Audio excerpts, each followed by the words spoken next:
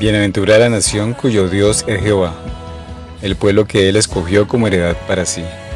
Salmos 33:12.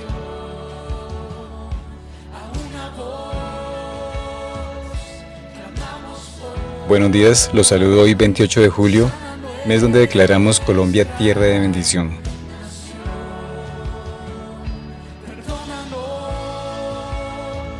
Les doy la bienvenida a nuestro tiempo de comunión de los domingos de la mañana. Recibimos la palabra, el reino y la eternidad. A una voz clamamos hoy, sana nuestra nación.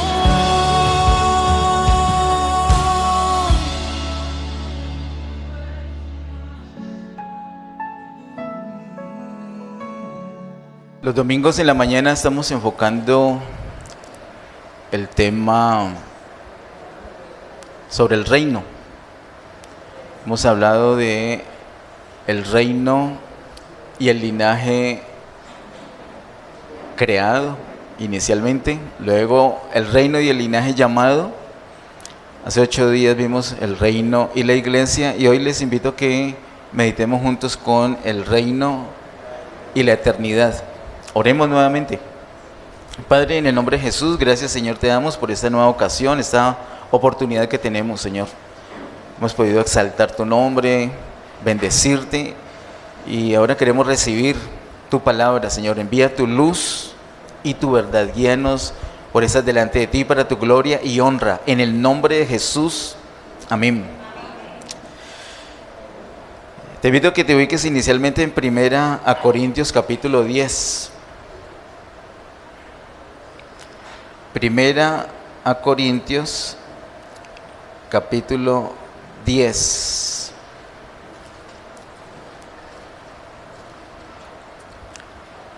El verso número 32. 1 Corintios capítulo 10, verso 32. Dice: no seáis tropiezo ni a judíos, ni a gentiles, ni en la iglesia de Dios. Quiero que iniciemos por ahí, para que comprendamos mejor cómo es el asunto de el reino en la eternidad. El apóstol Pablo, escribiendo a los Corintios, les da esta recomendación directamente a ellos de no ser ¿qué? De no ser tropiezo. ¿A qué personas? ¿A qué grupos de personas? ¿Cuántos grupos hay allí? 2 o 3. Necesitamos una calculadora. Una calculadora. ¿Son 2 o 3? Ok. Primer grupo mencionado: judíos. Segundo grupo mencionado: gentiles. Y tercer grupo: la iglesia. Eso lo hemos visto en otras ocasiones, pero es necesario que lo tengamos bien clarito. Y si alguno no lo sabe, lo aprenda hoy para siempre. A la venida del Señor Jesús, a su segunda venida, su venida visible, Él va a encontrar toda la humanidad dividida en 3 grupos bien determinados, bien claritos. Un grupo va a ser los judíos, otro grupo va a ser gentiles y otro grupo va a ser la iglesia. ¿Quiénes son esos judíos?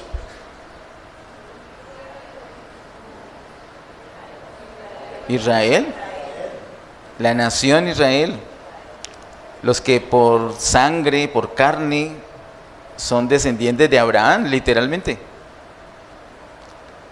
pero que creen en Jesús como el Salvador.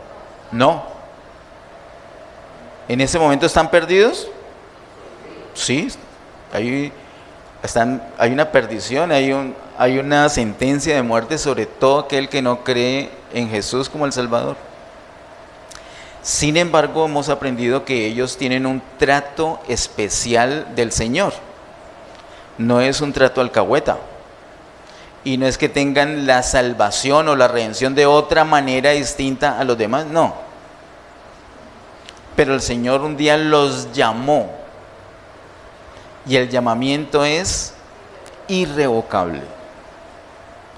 Nosotros, ¿a qué grupo pertenecíamos antes de creer en Jesús? A los gentiles, a menos que haya algún judío aquí, ¿no? El que tiene más perfil de judío es el pastor Ariel, pero aún así es colombiano. Hasta nombre, y el hijo menor también tiene nombre de judío, pero son colombianos. Antes de ser de este tercer grupo llamado iglesia, éramos del segundo grupo llamado gentiles. No judíos, sino gentiles. Y el Señor no llamó a gentiles, llamó a los judíos. Ese es el llamamiento irrevocable para ellos. Por eso ellos tienen un trato especial de parte de Dios. Los gentiles, es decir, los que no son judíos, nosotros los no judíos, solamente tenemos una opción. Y es aceptar un regalo que Él nos da. Un don. El don de la vida eterna. El don de la salvación es un regalo. Y así como el llamamiento es irrevocable, el don también es irrevocable. Es decir, si crees en Jesús como el Salvador, tienes la vida eterna. ¿Y eso puede cambiar? No, porque es un don. Y el don es irrevocable. Por eso lo que mencioné ahorita antes de la prédica respecto a mi primo Asael. Él creyó en Jesús. Él no fue llamado como un judío, pero él recibió la salvación como los gentiles. Y ya salió de ese grupo llamado gentiles e ingresó a un grupo llamado iglesia. No por el llamamiento como la nación Israel, sino el regalo de los que no fueron llamados con esa nación, nosotros, los gentiles. Y tanto lo uno y lo otro, llamamiento y dones, son irrevocables. El Señor no dice, ay, usted se portó mal, pase para acá. No.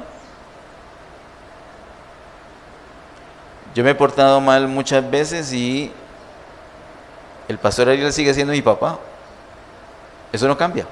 Es un asunto filial, es un asunto de familia. Dios es nuestro Padre desde que creímos en Jesús como el Salvador y eso no cambia. Como decía ahorita también, otra cosa es que no disfrutemos al máximo.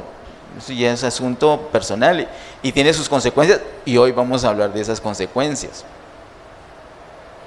Pero entonces hay tres grupos: los judíos, los gentiles, iglesia. Iglesias son los que han recibido a Cristo como Señor y Salvador. Si un judío recibe a Cristo, si un judío cree en Cristo, ¿se queda en ese grupo judíos? No, pasa al grupo gentiles, ¿cierto? No, tampoco. Sino que pasa el grupo iglesia. Y si un gentil recibe a Cristo, ya lo vimos, pasa el grupo iglesia. Entonces, ¿quiénes se quedan en ese grupo gentiles? Los que ni son judíos ni son iglesia. ¿Eso es clarito? Hay tres grupos. Entonces, veo a una señora que va pasando por allí, hablando por celular. Puede que sea judía, puede que sea iglesia o puede que sea gentil.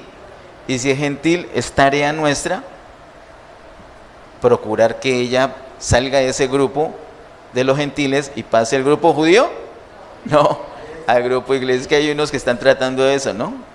De meter al grupo judíos a la gente. Y ese no es el propósito del Señor, sino que sean parte de la iglesia. Esos tres grupos el Señor va a encontrar cuando venga por segunda vez. Con eso en nuestra mente, vamos por favor a Mateo capítulo 13 y veamos los dos primeros versículos. Mateo capítulo 13, versos 1 y 2 dice: aquel día salió Jesús de la casa y se sentó junto al mar, y se le juntó mucha gente, y entrando él en la barca se sentó, y toda la gente estaba en la playa. En esos dos versículos también podemos ver los mismos tres grupos de personas. Allí en Mateo 13, 1 y 2. en el capítulo anterior, el capítulo 12, terminando el capítulo 12, vemos que el Señor literalmente deja al pueblo de Israel y se va hacia los gentiles. El Señor está predicando, está dando la palabra en una casa que está muy llena, y alguien le interrumpe y le dice: Jesús, afuera está tu familia. Y él dice: no, mi familia, lo señala a ellos, mi familia son los que hacen la voluntad de mi Padre que está en los cielos. Él estaba en una casa y él literalmente deja la casa, eso es figura de la casa de Israel, para irse hacia los gentiles. Él primero vino a su pueblo, a los judíos lo rechazaron, entonces da ocasión para nosotros. Fue para nosotros una bendición que el pueblo de Israel rechazara al Señor, porque el Señor viene hacia nosotros ahora. Y para los judíos es una bendición que el Señor venga hacia nosotros los gentiles, porque siempre nos han despreciado. Y eso le causa celos. A Israel le causa celos, y esos celos hacen que miren al Señor. Eso ha pasado, el Señor usa todo, por amor lo usa todo para tratar de salvarnos de alguna manera. Pero siempre está de por medio que debemos creer, tomar una decisión. Así que por eso dice el verso 1, aquel día Jesús salió de la casa. Esa casa representa al pueblo Israel. Luego dice, y se sentó junto al mar. El mar representa a los gentiles. Luego el verso 2 dice, y se le juntó mucha gente, y entrando él en la barca se sentó, y toda la gente estaba en la playa. La barca representa la iglesia. Así que tenemos a los judíos, tenemos a los gentiles y tenemos la iglesia, los tres grupos. Bueno, con estos argumentos que les he dado en estos dos pasajes, quiero que vayamos a Mateo capítulo 24. Y mientras nos ubicamos en Mateo 24, quiero decirles a todos o recordarles que en Mateo 24 y 25 hay una gran profecía. Los dos capítulos son una sola gran profecía del Señor Jesús, donde Él declara las cosas que van a pasar a esos tres grupos, es decir, a los judíos, a los gentiles y a la iglesia. Lo que le va a pasar a esos tres grupos de personas en los últimos 3 años y medio de esta dispensación de gracia. Esos últimos 3 años y medio son conocidos como la gran tribulación, conocidos no por una fuente mundana, sino por la palabra de Dios. El Señor mismo aquí en el capítulo 24 habla de esa gran tribulación que habrá, y cotejando las profecías dadas a Daniel y la revelación dada en Apocalipsis, nos damos cuenta que equivale a un periodo de 3 años y medio. Los últimos 3 años y medio de esta dispensación de gracia. Algo va a pasar con los judíos, algo va a pasar con la iglesia y algo va a pasar con los gentiles. Hay una división que de pronto, a pesar de la claridad, puedan ver ahí en la pantalla. En Mateo 24, del verso 1 al 31, son unas palabras específicamente para el pueblo de Israel. Eso lo podemos constatar luego. No se vaya a distraer ahorita leyendo esos versículos, porque cuando levante la mirada ya estamos diciendo amén para terminar. Entre el verso 1 y el verso 31, el Señor le habla algo al pueblo Israel. Tenemos prédicas de eso en nuestro canal de YouTube. En el año 2020, el Señor nos permitió ver como más en detalle esto, como nos dio tanto tiempo en pandemia para leer, para orar. Entonces, le invito a que consulte esas prédicas en nuestro canal de YouTube. Hay una miniserie que se llama El fin del siglo, y ahí se presenta la casa, el mar y la barca, o sea, lo que va a pasar a cada uno de esos grupos. Hoy solamente en resumen les digo que desde el verso 1 al verso 31 es lo que le va a suceder al pueblo Israel. Luego allí en Mateo 24, del verso 32 hasta el final, es decir, hasta el 51, es lo que el Señor le dice a la iglesia. Es muy importante tener esa diferenciación, porque si no, vamos a leer cosas para Israel y vamos a pensar que es para nosotros. O cosas que son para nosotros, vamos a pensar que es para Israel, y va a ser un descontrol. Hay unas claves en el mismo capítulo, en estos dos mismos capítulos hay unas claves para saber qué es unas cosas para Israel y otras cosas que son para la iglesia. Un ejemplo, en el verso 32 del capítulo 24, para saber que ahí empieza algo que el Señor le dice a la iglesia. El verso 32 dice: de la higuera aprended la parábola. Cuando ya su rama está tierna y brotan las hojas, sabéis que el verano está cerca. Clarísimo, ¿cierto? Clarísimo que es para la iglesia. No es tan clarísimo, pero si mira un poquito más despacio, dice: de la higuera aprended. En la Biblia la higuera es el pueblo Israel, y pues no le va a decir a Israel que aprenda de Israel, le está diciendo a la iglesia. Luego, si leemos el contexto, nos damos cuenta que definitivamente está hablándole a la iglesia, desde el verso 32 hasta el final, verso 51. Luego en el capítulo 25 de Mateo, entre los versos 1 y 30, hay dos parábolas que son para la iglesia. Eso no es para Israel, no es para los gentiles, es para la iglesia. Desde el verso 1 hasta el verso número 30 del capítulo 25. Y la parte final del capítulo 25, es decir, desde el verso 31 hasta el verso 46, le habla a los gentiles, es decir, los que no son Israel y los que no son iglesia. He escuchado muchísimos predicadores, buenos predicadores, confundir estas cosas. He escuchado que se enseña de el verso 31 al 46 de Mateo 25 como cosas que debe hacer la iglesia, y esas no son palabras para la iglesia. También hay una clavecita ahí mismo para darnos cuenta, y está en el verso 31, obvio, donde empieza. Dice el verso 31 del capítulo 25 de Mateo: cuando el Hijo del Hombre venga en su gloria y todos sus santos ángeles con él, entonces se sentará en su trono de gloria. Él viene y se va a sentar en el trono de gloria. Algunos dicen que ese trono de gloria es en el cielo, pero el mismo verso está diciendo otra cosa. Dice: cuando el Hijo del Hombre venga. Eso va a ser en Jerusalén. Si hay dudas, podemos mirar el verso 32, que es muy clarito. Dice: y serán reunidas delante de él todas las naciones. Naciones es una palabra, es la misma palabra que traduce gentiles, es decir, la misma palabra griega para naciones es la palabra gentiles. Gentiles o naciones es lo mismo. Él congrega las naciones. Cuando el Señor venga, la iglesia va a ir en pos de él. Por eso la parábola de las vírgenes: cuando las vírgenes resucitan, se levantan, van en pos del esposo. Las naciones no. Las naciones dicen: ¿usted quién es? No me interesa. Pues ¿qué es Jesús? ¿Qué es Jesús? Yo no creo en Jesús. Pero van a ser convocadas. Es muy distinto. Entonces, lo que le dice Israel, lo que le dice la iglesia y lo que le dice a los gentiles. Esa es como el resumen de la profecía. No hemos visto qué les dice, solamente la diferenciación de esos grupos.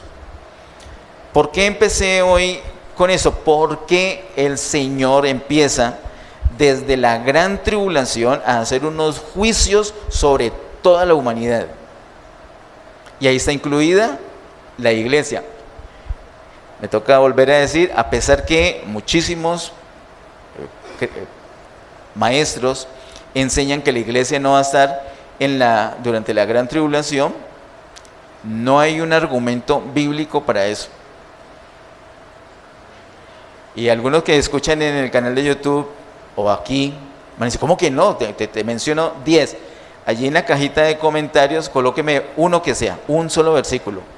Ese es un desafío que no hago ahorita, es un desafío que he hecho por años. Ya se me pasó, ¿cuántos años? ¿13 años? ¿12? 12 años. Y en 12 años nadie me ha dicho ni un solo versículo. En la otra ocasión que predicamos en otra congregación, el pastor de allí dijo: yo sí tengo muchos versículos que dicen eso. ¿Saben cuántos dijo? ¿Cuántos creen? Ninguno. ¿Por qué sería? No hay. Pero el corazón le dice, sí hay. Y no es que sea un mala gente, un engañador, no, es un siervo lindo.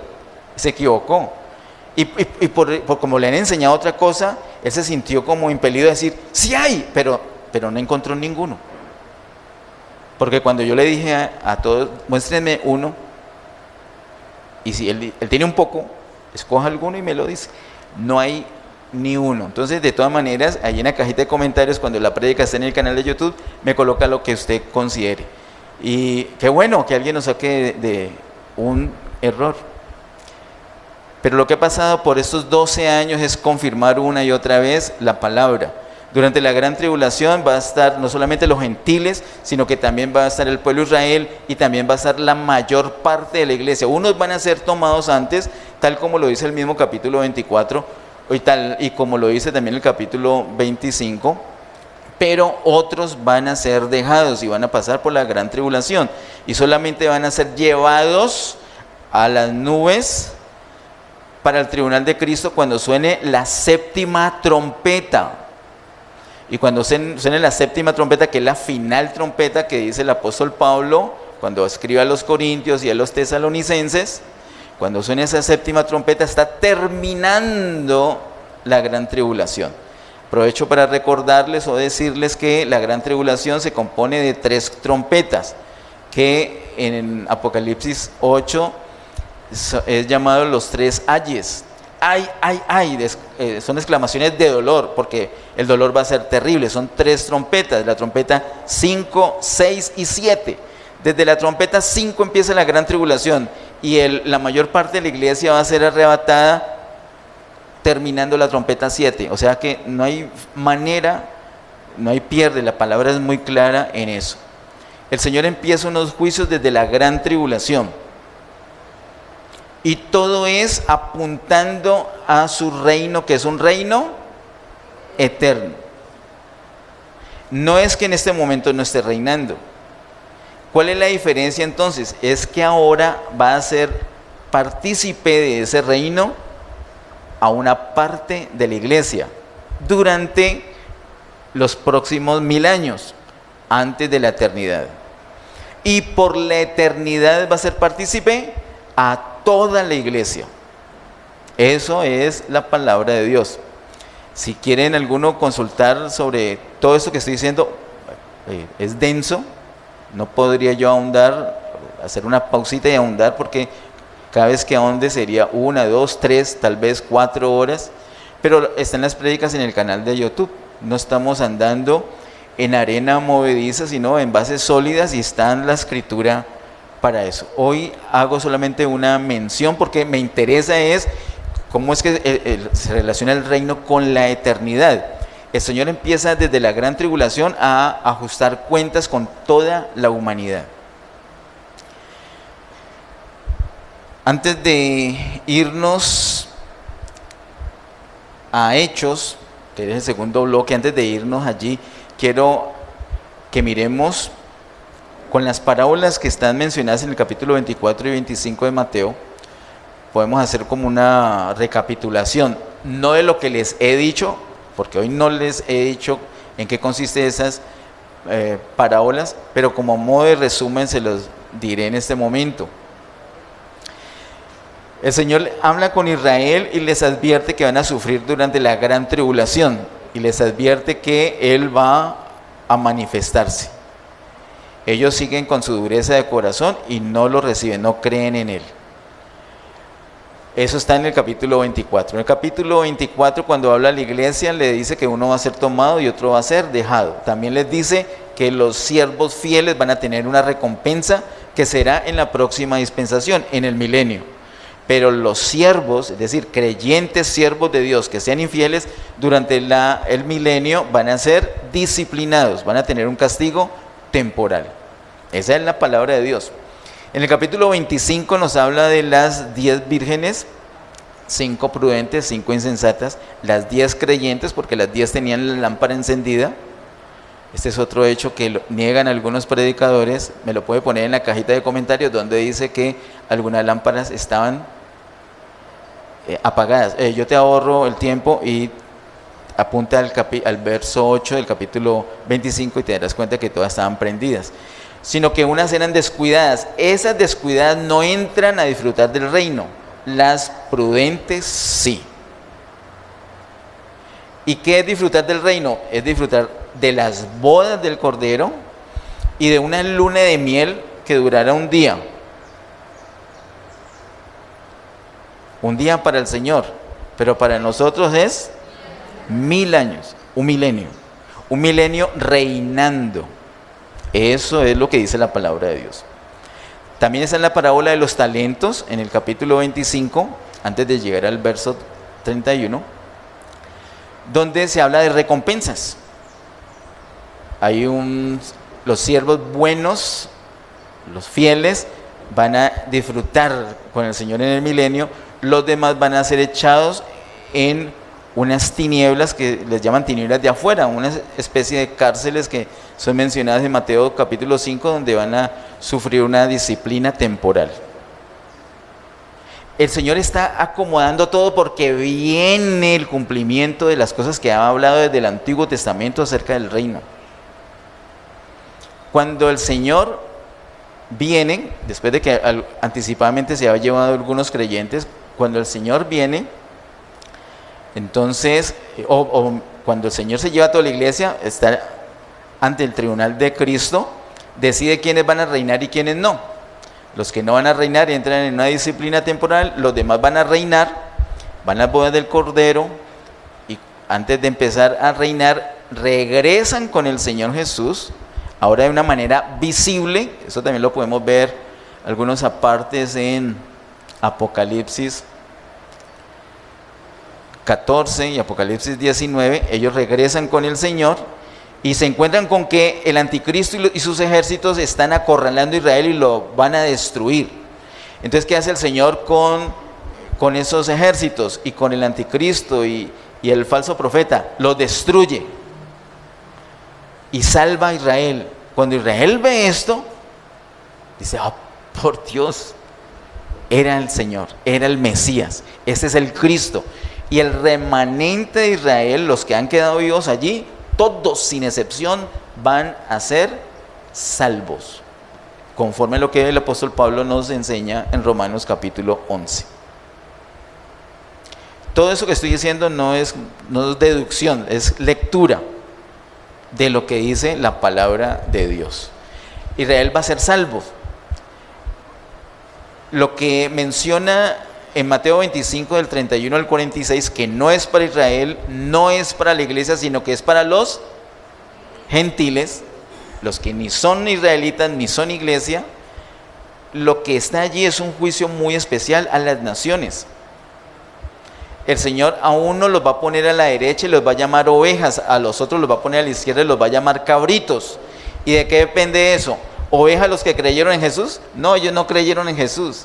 Por eso es que están ahí. Si hubieran creído en Jesús, no estarían en ese grupo. ¿En qué grupo estarían? En iglesia. Y ya habían sido arrebatados, ya habían pasado por el tribunal, todo eso hubiera sucedido ya. Pero el Señor luego pone su trono de gloria en Jerusalén, convoca a las naciones y les dice: ustedes a la derecha, ustedes a la izquierda. ¿De qué depende? ¿De qué depende? Depende si ayudaron a su pueblo, como dice literalmente acá, a sus hermanos más pequeños, los que ayudaron a Israel y los que ayudaron a la iglesia durante la gran tribulación, los que los escondieron de los soldados del anticristo, los que le dieron agua, los que los alimentaron, los que los dieron ropa, los que los visitaron en la cárcel o cuando estaban enfermos, etcétera, etcétera. Ellos no son regenerados, esos gentiles nunca son regenerados, no nacen de nuevo, no tienen al Señor Jesús adentro, pero el Señor les da una especie de salvación, de hecho se llama salvación, pero no son regenerados y les permite ir en vida al milenio, muy parecido a Israel. Israel no va a ser llevado al tribunal de Cristo porque el tribunal de Cristo solamente es para la iglesia.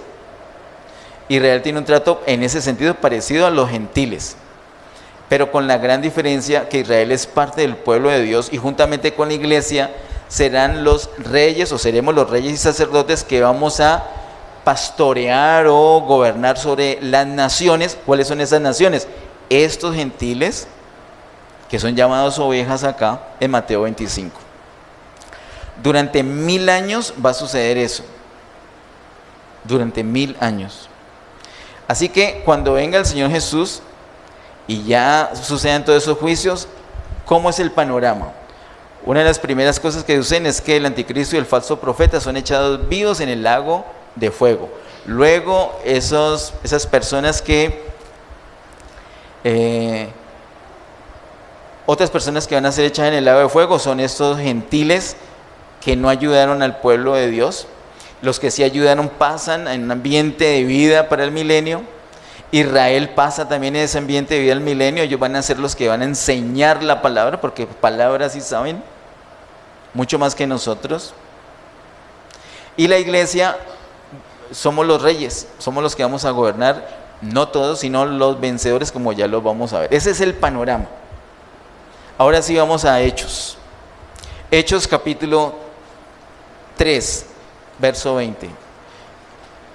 Vamos a tener que ir más a prisa. Hechos capítulo 3, versos 20 y 21.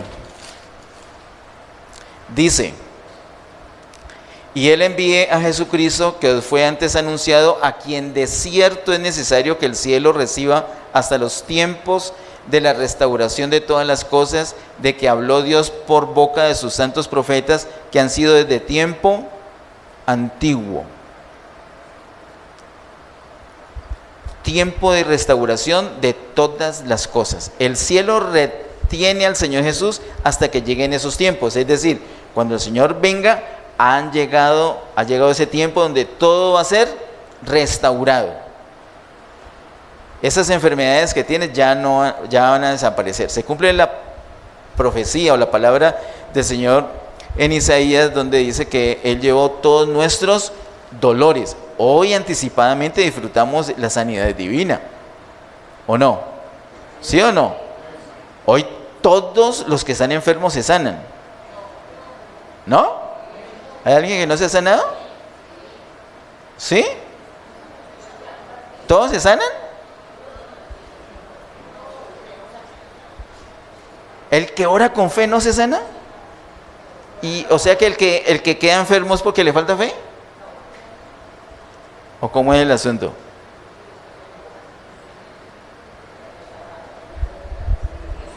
¿Hoy se ora y todos se sanan? No. ¿Es cuestión de fe? No, es cuestión de dispensación. Por ejemplo, el apóstol Pablo tenía un problema físico. ¿El Señor lo sanó? ¿Le faltaba fe a Pablo? No, el Señor lo quería así. ¿O no lo quería el Señor así? Hay predicadores que dicen: el Señor no te quiere enfermo. ¿Dónde dice eso? Entonces le montó a pobre Pablo. Y a otros, ¿no? No, unos se sanan, otros no. Gloria a Dios por los que se sanan. Y gloria a Dios por los que no se sanan. Mi mamá tuvo un cáncer. ¿Y el Señor la sanó? No, gloria a Dios que no la sanó. O sea, gloria a Dios, Dios es bueno porque sana. Y si no sana es malo. No, Dios es Dios. Él sabe lo que hace y cuándo lo hace y por qué lo hace. ¿Estás enfermo? Gloria a Dios, me alegro que estés enfermo. Ahora el diablo te puso eso, pelea. Sé sano en el nombre de Jesús. Podemos anticipadamente disfrutar la sanidad, sí, pero a plenitud se va a manifestar es en el milenio, porque ahí todo va a ser restaurado, según dice Hechos capítulo 3 versos 20 y 21. Vamos por favor a Isaías capítulo 11. Isaías capítulo 11 versos 6 al 9. Isaías 11 versos 6 al 9 dice: morará el lobo con el cordero. Uy, ¿se imaginan un lobo con un cordero?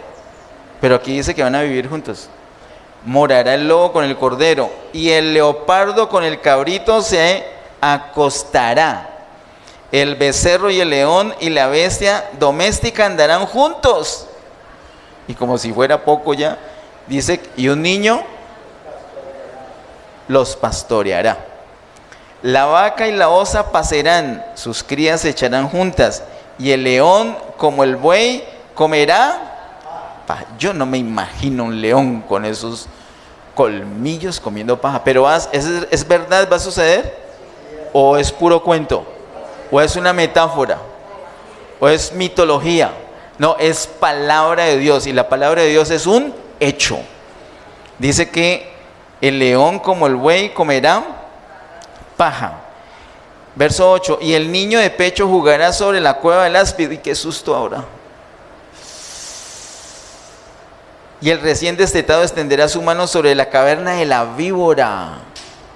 No harán mal ni dañarán en todo mi santo monte, porque la tierra será llena del conocimiento de Jehová, como las aguas cubren el mar. ¿Restauración de qué? ¿Qué dice Lucas en Hechos capítulo 3? ¿Restauración de qué? Todas las cosas. El león no era así, pero va a ser restaurado para que sea así. La víbora, el áspid, no son como ahorita, no van a quedar restaurados como era al principio. ¿Qué es restaurar? Es dejar las cosas como en su estado original. Esto me hace acordar de mi nieto Caleb. Yo les conté esa anécdota tiempo atrás. Quería dormir y un zancudito no lo dejaba. Yo dije, estos zancudos, pero el diablo, ¿por qué hizo esos zancudos? Mi nieto pensó que a los zancudos los había hecho el diablo. No podía creer que Dios iba a hacer un zancudo, y menos un zancudo tan molesto. Entonces yo estaba ahí estudiando al ladito y le dije, no papi, los zancudos no los hizo el diablo. Entonces ¿quién? Lo hizo Dios. ¿Dios hizo los zancudos? Sí, Dios los hizo. ¿Y por qué me molestan tanto? Entonces le expliqué que es por el pecado. Es por el pecado una degradación de todas las cosas. No solamente la humanidad quedó así, sino toda la naturaleza. Eso es lo que dice el apóstol Pablo en Romanos 8. Bueno, yo no le dije a él de Romanos 8, pues, les digo a ustedes. Entonces les dije, por el pecado es que todo se quedó así, mal. Pero el Señor va a restaurar todas las cosas. Le dije, viene un tiempo donde el Señor va a restaurar todas las cosas, inclusive los zancudos los va a restaurar. Y entonces ya no va a fastidiar, ya va a ser como una melodía agradable para que pueda dormir. Y no te van a picar, porque van a ser restaurados. Eso, ¿dónde está eso? La palabra de Dios lo dice. Y bueno, entonces él ya quedó más tranquilo, pero a los 5 minutos el zancudo siguió molestando. Y uy, pero Dios, ¿por qué no lo restaura rápido? ¿Sí? Y ese clamor de él es el clamor que el apóstol Pablo dice en Romanos 8. Hay un clamor por esa restauración. Hermanos, esa restauración viene.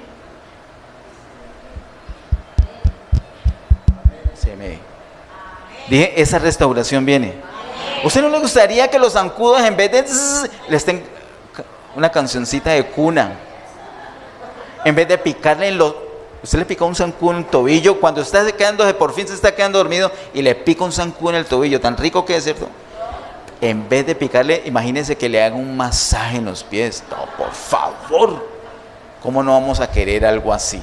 Queremos la restauración, y viene esa restauración. ¿Dónde va a ser eso? Eso va a ser en el milenio.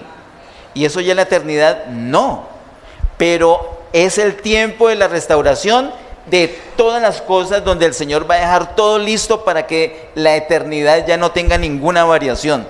Las variaciones son ahorita y son en el milenio. En el milenio el Señor termina todo, restaurar todo, y después va a ser un disfrute total. Miremos por favor en Zacarías capítulo 8, casi llegando a Mateo. Zacarías capítulo 8, versos 20 al 23.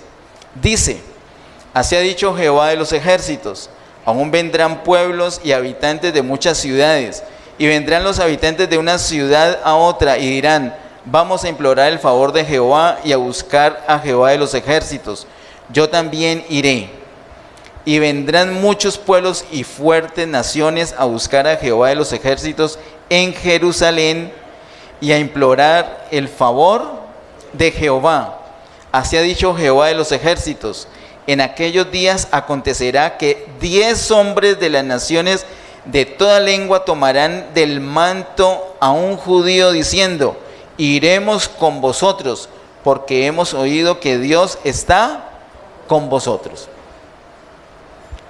O sea, 10 que pertenecen a qué grupo?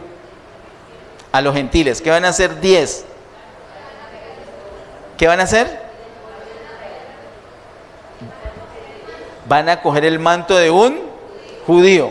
¿Y qué indica coger el manto? Aquí dice por qué. Porque Dios está con ellos. Pero ¿qué es eso de coger el manto? ¿Qué implica? Esa frase lo que indica es que van a ser enseñados por ese judío. Es como que cada judío va a tener una célula de 10 gentiles. ¿Y qué van a hacer esos judíos? Les van a enseñar la palabra, porque ellos saben palabra, los gentiles no. Los gentiles no saben ni dónde están parados. Ellos saben palabra, saben la teoría. En ese momento muchos de ellos saben la teoría, pero no saben que el cumplimiento de esa teoría es Cristo. Pero como les dije ahorita que todos van a ser salvos, van a ver que es Cristo.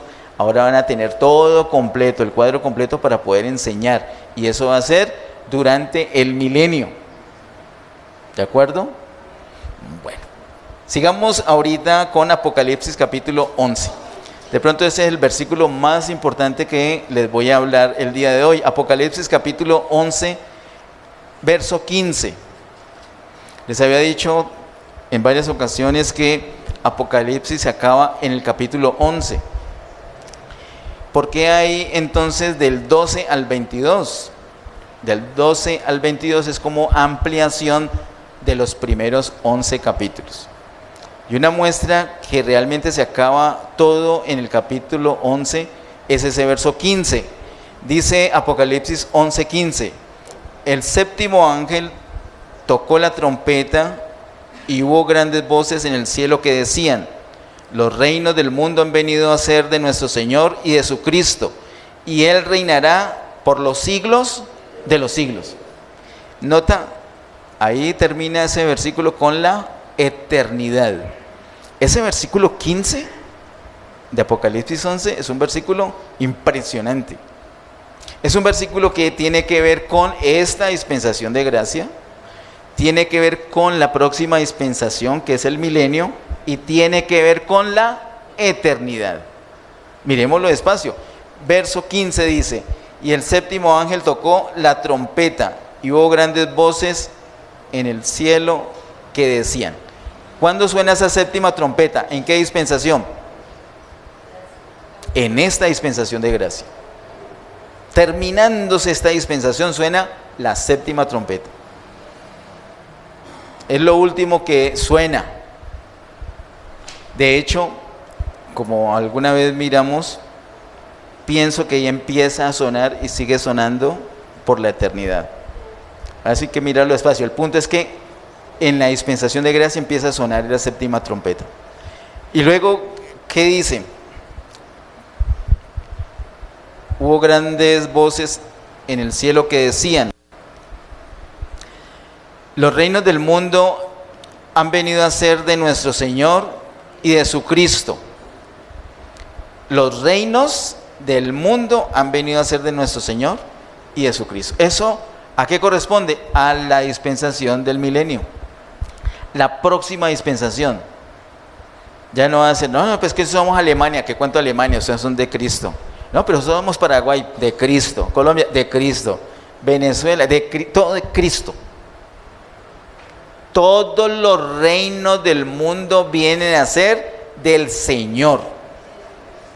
Y el Señor es el que va a reinar juntamente con algunos creyentes durante ese tiempo, esos 1000 años. Pero luego dice el mismo verso 15: y Él reinará por los siglos de los siglos. Es una expresión que indica eternidad. Por los siglos de los siglos. Así que el milenio es como una introducción, una antesala para un reino que realmente es eterno. Por eso es tan importante ese milenio. Es un tiempo de justicia. El Señor va a reinar. Ahí no hay ningún tipo de rebeldía. El Señor va a reinar juntamente con algunos creyentes que son llamados vencedores. Miremos por favor en el capítulo siguiente, verso 5, Apocalipsis 12:5 dice: y ella dio a luz un hijo Aarón que regirá con vara de hierro a todas las naciones, y su hijo fue arrebatado para Dios y para su trono. Ahí está hablando de un reino, está hablando de un gobierno que es sobre todas las naciones. ¿Quién va a hacer eso? El hijo Aarón.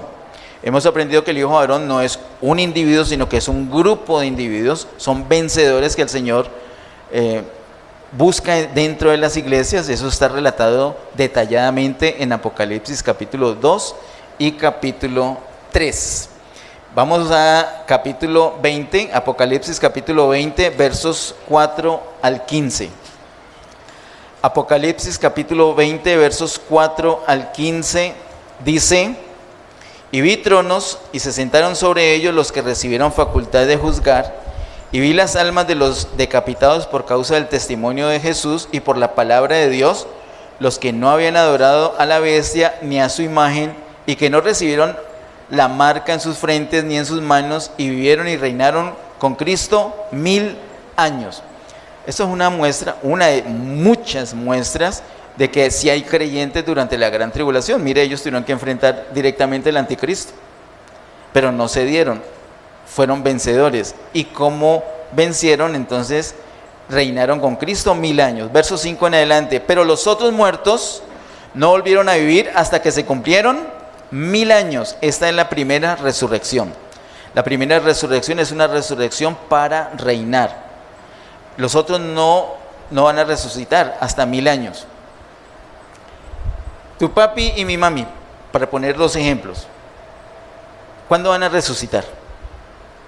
Cuando suene la séptima trompeta, si no antes, o cuando acabe el milenio.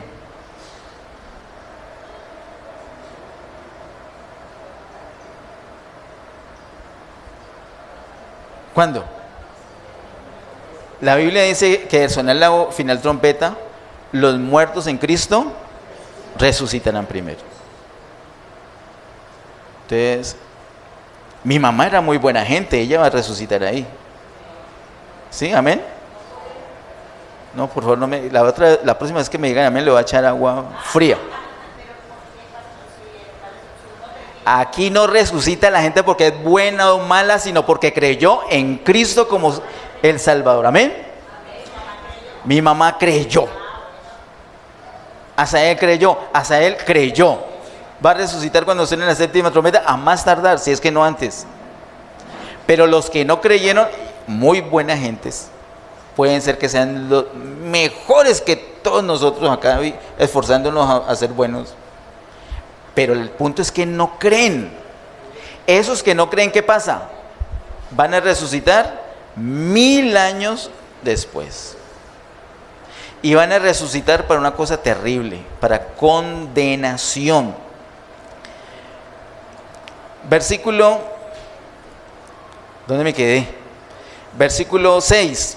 Bienaventurado y santo el que tiene parte en la primera resurrección. La segunda muerte no tiene potestad sobre estos, sino que serán sacerdotes de Dios y de Cristo, y reinarán con él 1000 años.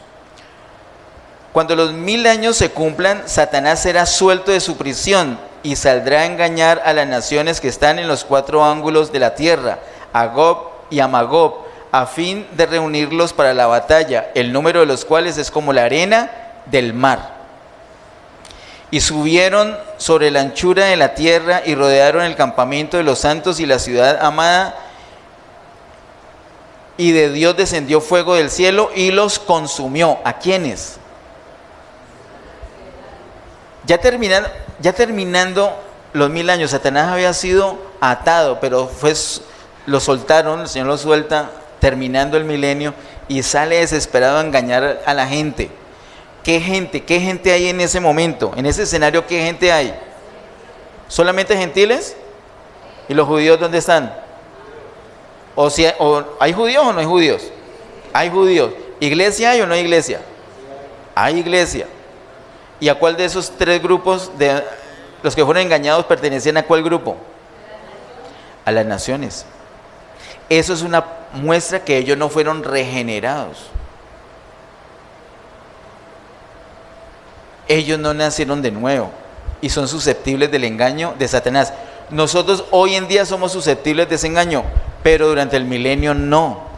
¿Por qué? Porque es un gobierno estricto. Acá no es que, no, yo no fui el domingo porque es que tenía un sueño. No, ahí no hay eso. Ahí no existe eso. Ahorita pasan muchas cosas. Durante el milenio no, porque es un periodo de justicia. Bien, ellos van a ser engañados y el Señor los va a destruir. Versículo 10. Y el diablo que los engañaba fue lanzado en el lago de fuego y azufre, donde estaban la bestia y el falso profeta, y serán atormentados día y noche por los siglos de los siglos. Ese problemita con el diablo por fin se acaba. Al lago de fuego, que es el basurero universal, de ahí no sale nadie. Ahí ya estaban el falso profeta y el anticristo, ¿cierto? ¿Recuerdan? Bueno, ahora, ¿qué sucede? Miremos por favor en el capítulo 21, verso 24. Apocalipsis 21, verso 24. Dice Apocalipsis 21, verso 24: y las naciones que hubieron sido salvas andarán a la luz de ella, y los reyes de la tierra traerán su gloria y honor a ella. Esa ella que es mencionada allí es la Nueva Jerusalén, la ciudad celestial que el Señor forma con creyentes y Él mismo. Escuchen, no es una ciudad a donde van a ir los creyentes, sino que es una ciudad hecha de Dios y de los creyentes. Viviana, ¿tú crees en el Señor? Tú tienes a Cristo en tu vida. Entonces mira que Dios vive en Viviana. Dios vive en Viviana. Y vive en Floralba. Y vive en Gina. Y así, cada uno de nosotros somos moradas. En la casa del Padre, muchas moradas hay. Esas moradas van a ser edificadas hasta llegar a ser la Nueva Jerusalén. Entonces no es una ciudad a donde vamos a ir. Nosotros somos parte de la ciudad. Nosotros y Dios. Dios y nosotros formamos esa ciudad. Y las naciones que van a ser salvas, es decir, los gentiles que no fueron engañados por el diablo, ellos van a, como dice el verso 24, las naciones que hubieron sido salvas andarán a la luz de ella. Es decir, van a estar en pos de Jerusalén, alrededor de la Nueva Jerusalén, alrededor de nosotros. Y dice, y los reyes de la tierra traerán su gloria y honor a ella. Vamos a ser honrados por todas las naciones. Hoy usted sale a la calle a hablar de Cristo y le echan babas encima, le respetan. En esa época no, en esa época van a traer honor y gloria a Jerusalén. Para terminar, con este versículo terminamos, esta cita en Apocalipsis 22. Con esto terminamos, si el Señor lo permite. Apocalipsis capítulo 22, versos 2 al 5, dice: en medio de la calle de la ciudad, ¿de qué ciudad? La Nueva Jerusalén. En medio de la calle de la ciudad, y a uno y otro lado del río, estaba el árbol de la vida, que produce 12 frutos, dando cada mes su fruto, y las hojas del árbol eran para sanidad de las naciones. ¿Cuáles naciones?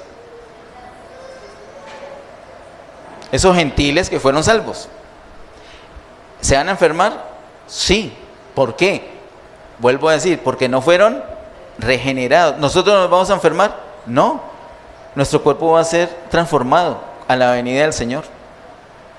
Un cuerpo glorificado. ¿Ellos van a tener un cuerpo glorificado? No. Se van a enfermar, por eso necesitan sanidad. ¿Y de dónde va a resultar la sanidad? De las hojas del árbol de la vida. ¿Y nosotros vamos a comer de esas hojas? No, mucho mejor. Del fruto. A nosotros nos toca el fruto. Esa es una de las cosas que vamos a disfrutar. Vamos a disfrutar de la Nueva Jerusalén, vamos a disfrutar del árbol de la vida, y eso es por una eternidad.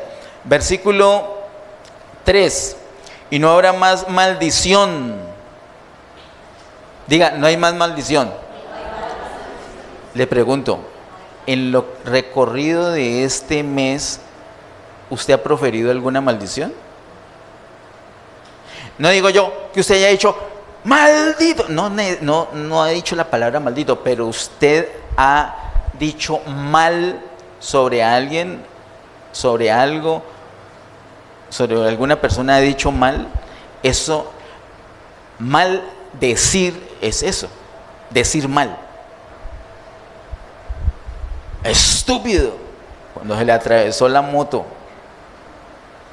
y no le puso luces. No voy a decir idiota porque pues es una palabra muy fea aquí en una prédica, ¿cierto? Pero son maldiciones. O su nieto que tanto ama y usted le dijo, todo lo hace mal. ¿Eso es bendecir o eso es maldecir?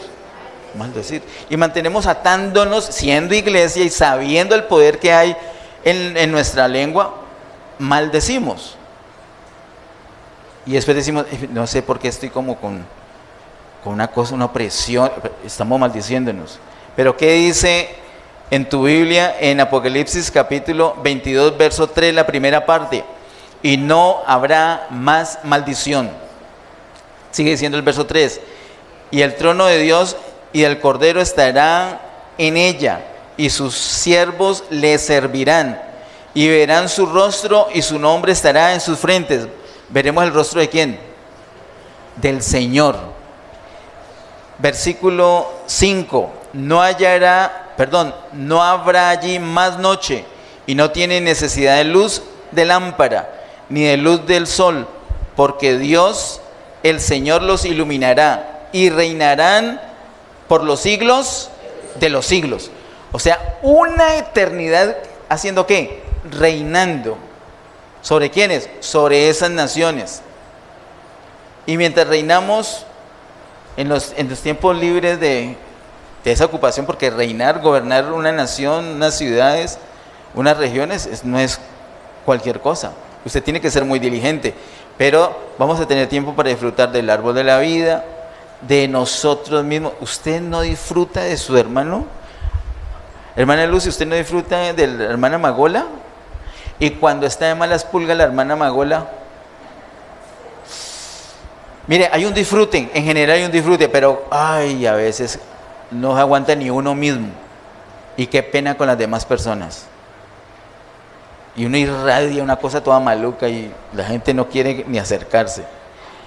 Y qué pesar, porque es tan chévere que es esa persona, pero tiene una mala actitud y no sé qué pasa.